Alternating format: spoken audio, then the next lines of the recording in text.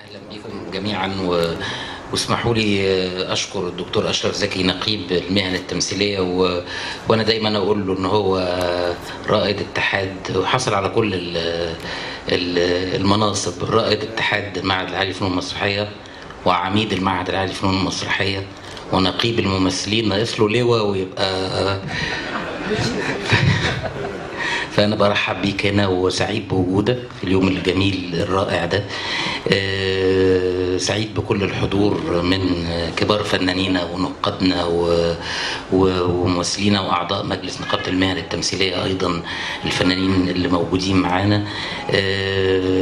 عايز أقول إنه أنا جيت قطاع الإنتاج الثقافي من حوالي 5 شهور، وبدأت في محاولة تجديد في مختلف الأماكن، لكن أنا بعتقد إنه أكتر حاجة أنا حاببها في اللي احنا بنعمله من 5 شهور هي حفظ الجميل وحفظ المثل الأعلى واحترام القدوة اللي احنا عملناها بالتعاون مع الدكتور مصطفى سليم، اللي هو بمجرد ما تولى إدارة المركز القومي للمسرح طرح فكرة تكريم الرواد وتجديد فكرة تكريم الرواد. وزي ما ذكر احنا كرمنا الأستاذ أسر مرزوق ثم الفنانة مديحة حمدي، والأسبوع القادم أو في الشهر القادم هنكرم الفنانة سميرة عبد العزيز، لكن أيضا استمرارا لفكرة حفظ الجميل واحترام المصر العليا اللي ناس كتير حاولت تفقدها لنا السنوات الماضية، وإن احنا ننسى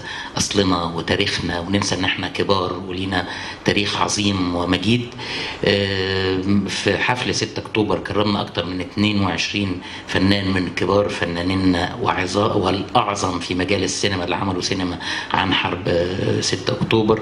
وفي الشهر القادم أيضا سنكرم أعظم من أدوا أدوار الأمهات في عيد الأم في 21 مارس بإذن الله. وسنكرم أيضا فنانتنا الكبيرة سميحة أيوب بإطلاق اسمها على خشبة المسرح القومي، على الخشبة الكبيرة في المسرح القومي، على قاعة المسرح القومي.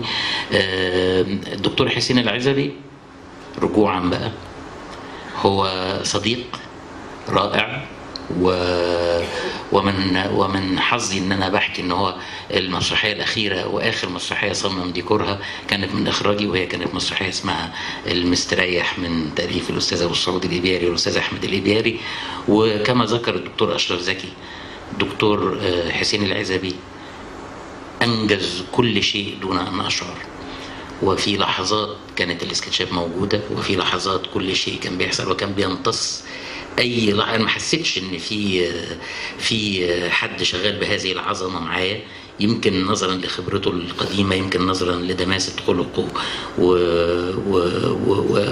ومعرفته بان كل الناس بتعشق اخلاقه الراقيه، فانجز هذا العمل. وانا فخور ان انا اشتغلت معاه في هذا العمل، واتمنى ان تتكرر هذه التجربه. اشكر الاستاذ محمد دسوقي على استضافه النهارده اليوم الجميل ده، واشكر الدكتور مصطفى سليم رئيس المركز القومي للمسرح.